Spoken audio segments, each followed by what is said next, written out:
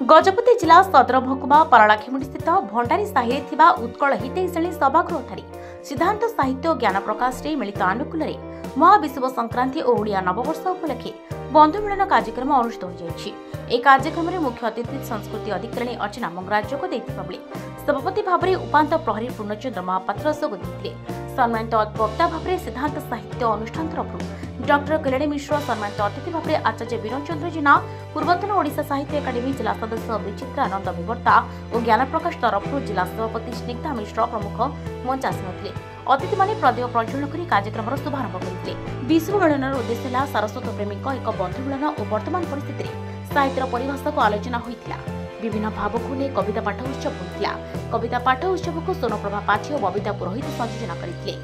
पणा संक्रांति अवसर में समस्ते पणा को प्रसाद रूप में समस्ते सेवन करते कार्यक्रम में बहु कवि और कवयित्री जोगदे निजर स्वरचित कविता पाठ करते शेष शुभ्रांशु शेखर पट्टनायक धन्यवाद अर्पण करते आम ज्ञान प्रकाश तरफ एठारे एक कविता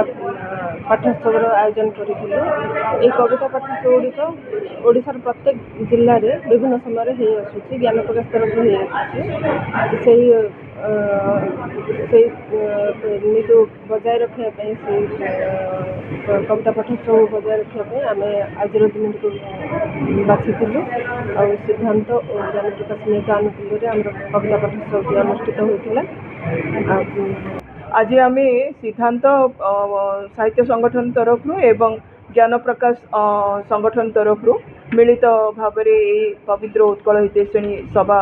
समाज गृह महाविषुव संक्रांति पालन अवसर में कविता उत्सव पालन करूँ एवं ये कविता आसर में आमर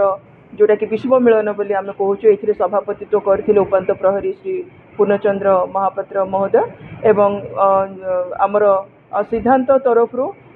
मु सम्मानित वक्ता भाव में रही सम्मानित अतिथि भाव में विनोचंद्र जेना एवं आमर पूर्वतन